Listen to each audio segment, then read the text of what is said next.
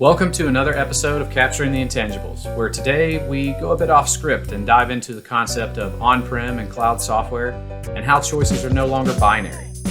We also look at how strategies might evolve over time and how new working trends may or may not affect software solutions. Enjoy! Congratulations, Rick. Oh yeah, we were just talking about that before we came back on here. By the way, welcome everyone to another episode of Capturing the Intangibles podcast. What Mike's alluding to is my Atlanta Braves have won the World Series. I could not be happier. The Atlanta sports curse is gone. We're going to ride this wave, and we're going to continue to win more championships, hopefully with a few other teams in the area this year. But hey, look, we'll praise this one for now and not talk about any of the other teams. But yeah, before we got on, our producer Josh was congratulating me. Apparently, I said a prayer on our last podcast, and it came true. So I got to do that more often. This is a good luck podcast. But hey, Mike, so it's just going to be the two of us today. We were talking off air right before we came on, going through some of these different topics. And I think we're going to weave in maybe a couple different talk points here. But what we're going to center around today is the next generation enterprise. And we got to this sort of topic based on we've talked about, hey, working from home, what changes then? Or do we think that either our customers or just enterprises in general are going to be experimenting more? Does it change perhaps how they handle mission critical pieces of their software versus operations? But really where we landed and where I want to start is when we think of enterprise applications today, or really an enterprise software strategy, I think the way you put it is quite binary. Right? It's either on-prem or it's cloud. We hear a lot of companies talk about hybrid, and I would argue that when you get into the details that maybe it's not so hybrid, or there's devil in the details, a lot of that. But for the most part, I think what we see is it's still very one or the other. And maybe there's some purchasing trends of, whatever companies out there that are highly publicizing, these hybrid strategies. Maybe there's some examples that are edge out there of that. But for the most part, when we're talking ERP, we're talking enterprise applications, it's one or the other. And from the latest sort of statistics that I've seen is that quite a bit, if not majority of a lot of the software spending is still on-prem. So that begs the question, is it going anywhere? And maybe we need to stop asking if it's 0 or 1, right? But Mike, what are your initial thoughts on is it still binary, or do we need to start questioning it a little bit differently? Yeah. I mean, it's an interesting sort of just initial thought to kick off the podcast, right? Yeah, I got a lot of thoughts, probably a lot of them contradictory as well. But I guess at the top, I probably speculate that, we're still in the early stages, right? If you're building for eras, there's this radical sea change in enterprise software vendors going into the cloud. And a lot of these enterprise software vendors, they have a history, 30, 40 years of running on-prem software on terminals, on, AS400 systems, all the way through, the 80s, 90s, and beyond. And so there's a lot of technical and legacy debt and a lot of investment in those technologies existing with specific boundaries, right? And all of a sudden, this explosion of cloud, elasticity of managed services, all this, the value proposition was very, very appealing. But what we're seeing is customers are not necessarily buying it as quickly. I'm sure that part of that reason is, licensing, maintenance. ERP decisions are once in a career, right? We talked about that, I think, earlier this year. You don't typically make a career or an ERP decision several times or every couple of months when there's a much more compelling offer around the corner here. So I think that what we'll probably see is that year over year, we probably see an increase in customers moving more of their workloads over to the cloud or opening up their wallets and their vision to embrace more of that cloud future. Certainly that. But is it binary? No, I think actually you kind of raise a good point. There are some customers that are never going to find taking their mission critical applications to the cloud because if nothing else, things like GDPR and regulatory and compliance reasons, things like data residency have motivated some people to think, going to the cloud is a bigger risk than it is an advantage due to unforeseen consequences in the future. The markets can change, compliance can change, And certainly also, as you look at these managed services, vendors like Microsoft, Amazon, Google, they're really trying to invest customers into their platform and making it harder to wiggle out of there. And so certainly some customers might also be thinking, is this who I want to get married to, right? You might not be thinking about that decision in that way today, but some customers might be thinking, is this who I want to find myself waking up to tomorrow, 10 years from now? And certainly I think, yeah, there's a lot of complexity to the challenge. And so is the market responding to that, or should the market be responding to that? I think that's a pretty fair question. What do you think? Yeah, you said a key word that I wrote down here, which was embracing, and I'm starting to contradict myself as well. Is it really embracing, or when you're making software decisions, is it based on the history of where that technology was built to begin with? Maybe it's not even an option with that company, right? Because we know of plenty of companies out there that were born in the cloud, never had an on-premise offering, and I doubt this conversation ever comes up, right? So is it really embracing, or just that's what's available? But some of the more historical, more legacy companies that have been around a long time, and legacy I'm talking in terms of lineage, right? Maybe have a harder time with that transition because they weren't born in the cloud, but customers have naturally gotten acclimated to controlling things in the way in which they want to. But I think what this lends itself to the discussion is like, you need the flexibility, because I certainly don't think, on-premise is going away, but there's clearly certain things that you have advantages of in cloud, or maybe even access in general, right? Oh, yeah. We were talking, or we have been talking within our team, it's a terrible name, but we started floating around a hybrid concept, and now we just confused everyone. But the thought of can we start to question what is it that needs to stay on-prem to make, whether it's the enterprise or the business comfortable, that they have full control, they know how to manage it. Don't get me started on the upgrade conversation, but everything around on-prem versus cloud, can they still have that control, but then elevate everything when you have connectivity, or be able to choose what you want to push up to the cloud to take advantages of things like artificial intelligence, maybe even process intelligence, things that require the scale that you get cost effectively, or even the access to cloud services, whether it's using AWS, Azure, or whatnot. Should we start to really double down on those types of models? And I think maybe even see this a little bit with AWS with Outpost, right? I think there's been this understanding that they want to force things back down, offer things back down to the actual physical customer site to be able to own and control that a bit more. But yeah, I think options is ultimately what we're going to be able to offer, right? Yeah, I think we've gone from, okay, look at this huge motivating factor. It's amazing and incredible what someone like Amazon is able to provide, or more specifically AWS, right? Mm-hmm.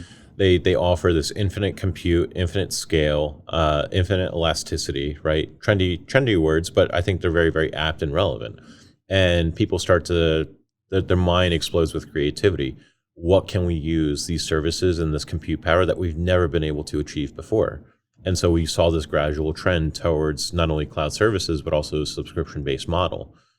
Trade-offs and advantages to that, but I think it's a net positive. But then as you start to mature, I think a lot of people then start to say, okay, but there are workloads where we want that sort of elasticity, but we need to bring that closer to our boundaries, closer to our home, which is where something like Outpost comes in. It's almost kind of funny, right? We're bringing the cloud back to ground, except we're giving you a lot of that capability and that investment localized to an Outpost rack that you can actually stage somewhere in your data center and still get the benefits of both worlds. I think it's interesting that you brought up a hybrid and hybrid. Maybe we can get nuns on the podcast to do a live design governance session.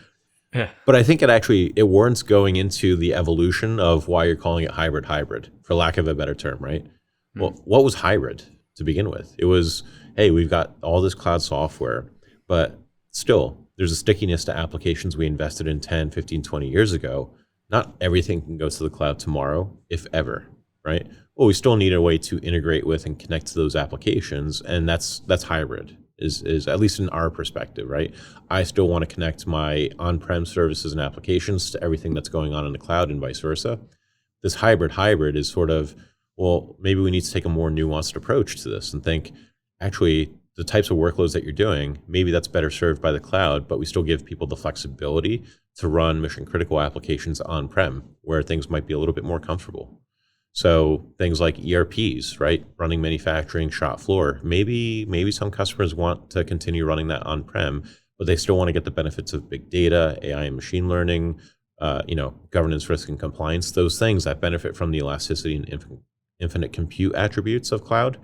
Then harmonize those two, wed those two together to get, sort of the next evolution and stage of enterprise software. So I think that's, hybrid is actually an interesting evolution of sort of the perspective of how we're ourselves looking at hybrid, don't you think? Yeah, because those that are listening to us know that we are enthusiasts about platform. It's what we work on. It's what we deal with on a daily basis. We're very passionate about.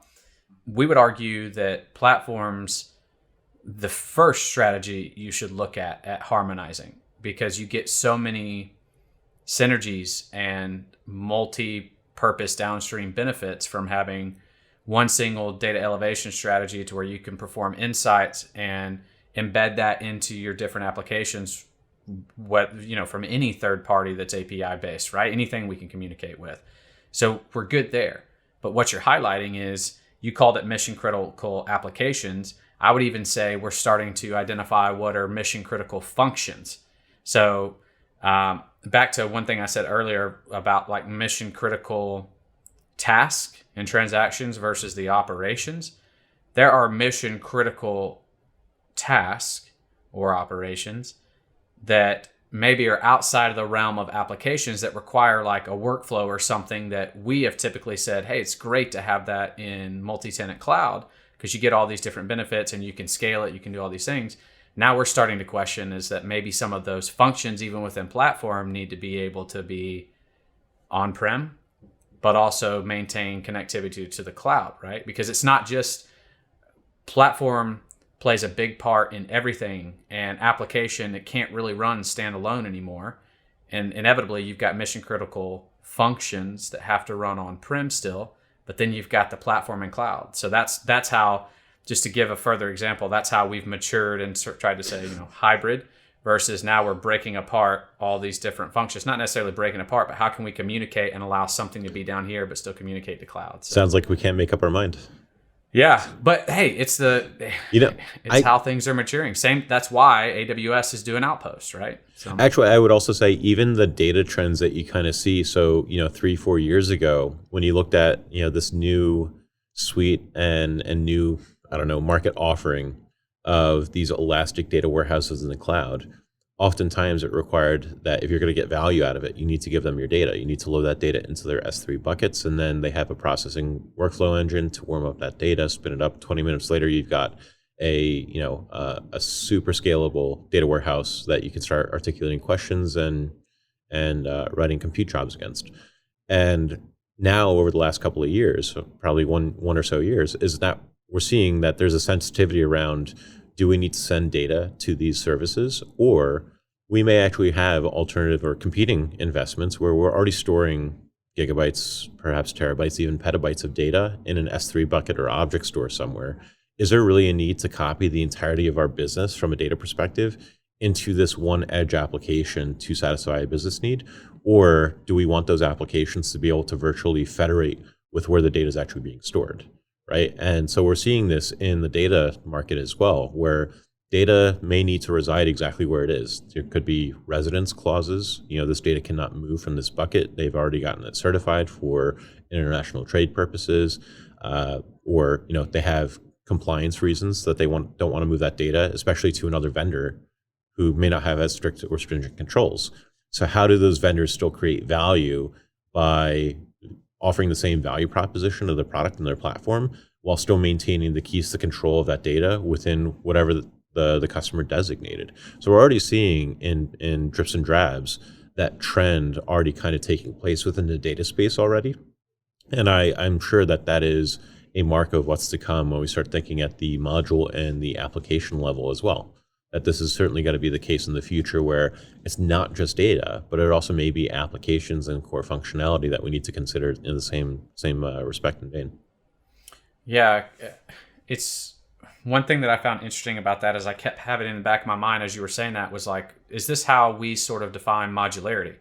Modularity is like a big term coming out with analysts, but modularity basically just meaning I need the flexibility to pick and choose exactly what fits my particular area, and whether you need something that's GDPR compliant for a particular industry, that hey, I'm more comfortable that I can handle this on-prem. But are we really saying modularity comes down to the function level even more so now, or does modularity really refer to the applications but still centrally managing everything else? Does that make sense? It does. Let's check in 3 years to see where it went. No, I do. It's funny because it's even questioning the notion of how we handle platform, and I think it's fascinating, and that's again why we're going through this hybrid concept, because I just fundamentally I've changed. Look, I'm a big cloud advocate, and I think that's if I had full decision rights of a particular enterprise, that's where I would try to force everything and make my arguments and pleas is how we have to handle things, because I trust it, right? Like, but I'm maybe a different demographic, maybe even a different generation sometimes than some of the decision makers in certain organizations. I keep trying to tell myself that maybe that evolution changes. I mean, look at the consumers we have today behind us. Is that you're going to tell them on-prem, they're going to go, huh? What? There's a physical box that everything's running that I have to manage, right? I have to install. Right. Like, what does that even mean? Like, I can't just go to the App Store and say I want ERP. Like, it's not going to register. But I don't know. We've been sort of moving down that route, and maybe it's like, is it fully going to go away? And I think one thing that's helping it's not going to fully go away is exactly what you said, is all these regulations and all these dependencies that you have that you just want that control over, right? And not to mention, you don't want to give up your data IP and everyone's scared of sending everything into the public cloud. But maybe that's a different story. You actually brought up something offline earlier as well that I wonder, I don't know if there's a pure play conclusion at the end of this thought and this question that I have for you, but you're bringing up something that's interesting, and that is, we're in the middle of this great resignation right now. There's a huge opportunity for people that recognize that they could realize higher value elsewhere, whether that's by moving locations to somewhere that might have a higher standard of living, lower cost of living. That might mean, the flexibility to actually join and apply for companies that otherwise were off limits due to geographical locations. But what we're seeing is not necessarily a sharp rise in unemployment, but certainly, well, I want to be careful about about pitching it that way. I don't think that with the Great Resignation, what we're seeing is that all those folks are unemployed. Rather, there's a shuffling of the chess pieces, the checkers, yeah. Right? And so people have a lot more flexibility because all of a sudden their skill sets are no longer local. They are statewide, national, even international. And so does it have some sort of network effect or influence on the decision making about software in turn? Do you think there's any sort of connection here? Yeah, it could be, because it boils down to why is that really happening? I think the companies moving towards working from home is obviously a massive part, and you have more opportunities to get, quote, better jobs or bigger opportunities. But there's a lot of research in how this working from home trend inspires creativity, and I've actually seen it both ways, right? But our company, our employees, or prospects looking for areas where they can now become more creative, because it's a side effect of this whole working from home and all that jazz.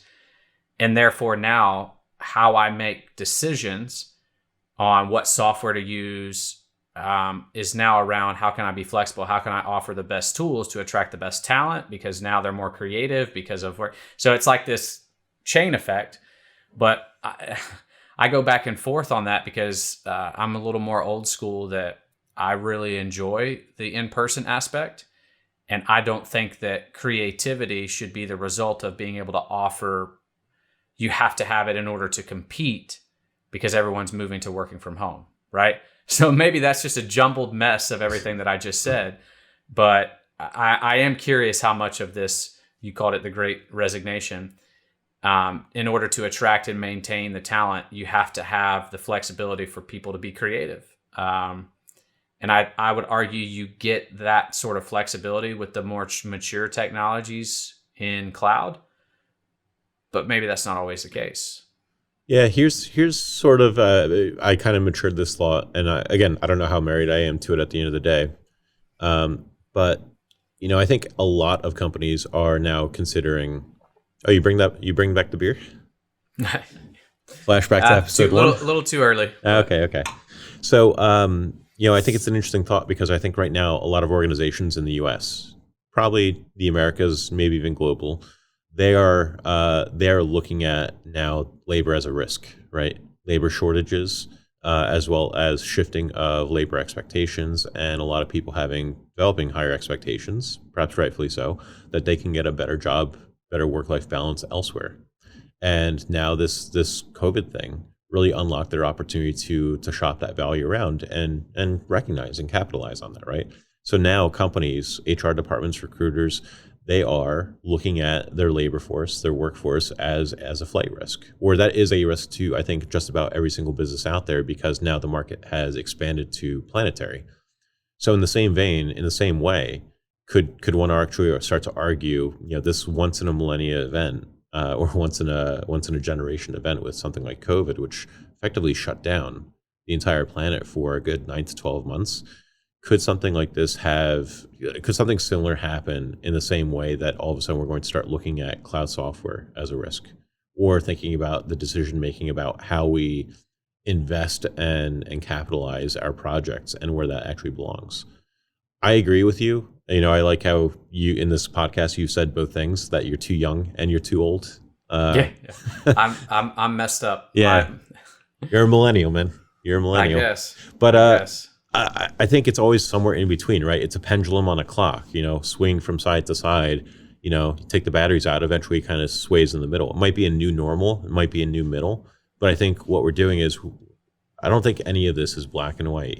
The goal, getting to the cloud should not have been the goal. It should complement the strategy. And I think likewise, can it be a risk? Anything can be a risk, but do I think that categorically cloud is a risk to organizations? Not so much. But I do think, looking at the Great Resignation, can there be motivating factors that influence people to say, you know what, maybe some parts of our operations we need to kind of keep close to the vest here. It may not be a bad idea just for those unforeseen circumstances in the future. That's interesting, because I would actually argue, wouldn't it be the opposite? And I get that maybe this is not going to be an argument that is justified in true reason, but I don't think that something like the Great Resignation would immediately make everyone clam up and say, okay, I've got to maintain control.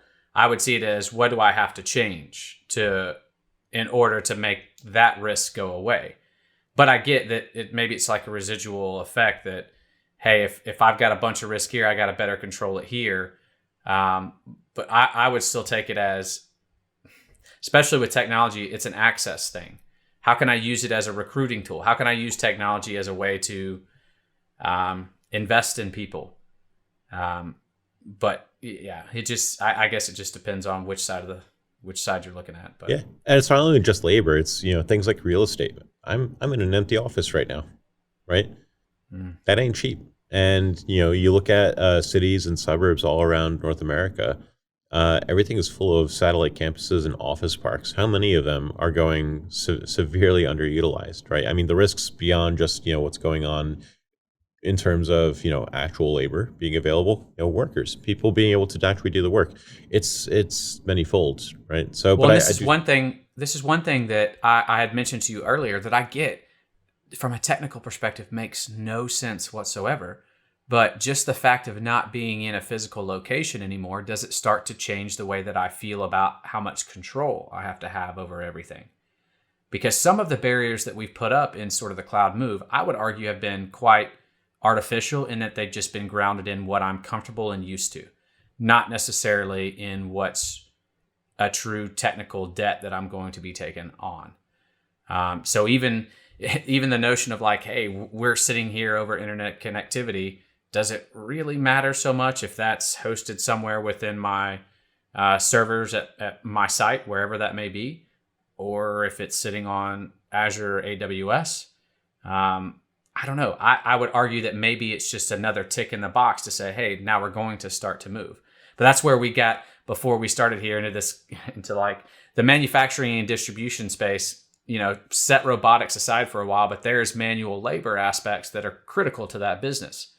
How much are those individuals interacting with, the software systems versus those in the operational roles that are now working from home somewhere? And that's where we got into this split of like, hey, now we're looking at functions, not just applications, but breaking that down even further. So, hey, maybe we're going to get to this to a point in time to where you can even build your business process in a flexible way of what aspect occurs where, and maybe that can all be derived from just platform. I don't know, but it's an interesting thought process that maybe the entire application needs to be broken down now. So yeah, I do think it's interesting. The business solutions and the strategies follow the technology. With the advent of cloud services, then Outposts, it's giving us the tools and technologies to create those visions. Now what's happening after the fact is we got to figure out how to piece them all together. So it's kind of interesting, we're talking it through. And, I think for the casual listener, we're two guys that work for a cloud software company. You could almost be mistaken for thinking like, are we questioning the virtues of cloud? No. But I think you can't just simply draw a fine line and say the strategy ends at reaching this goal or this conclusion, because there's not going to be any sort of growth in the future of enterprise. There's Industry 4.0. Everyone's still talking about that today. Very seldom do we actually see customers actually executing that vision.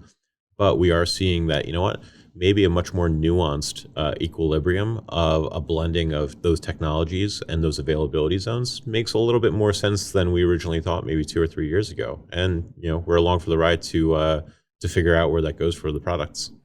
Yep, absolutely. We'll keep at it and try to put this puzzle together at some point, or as you put it, maybe, I guess it never ends, right? But it's fun in the process. But yeah. Mike, I enjoyed it. Thanks for this short little podcast, and we'll see you next week. Yeah, thanks, man.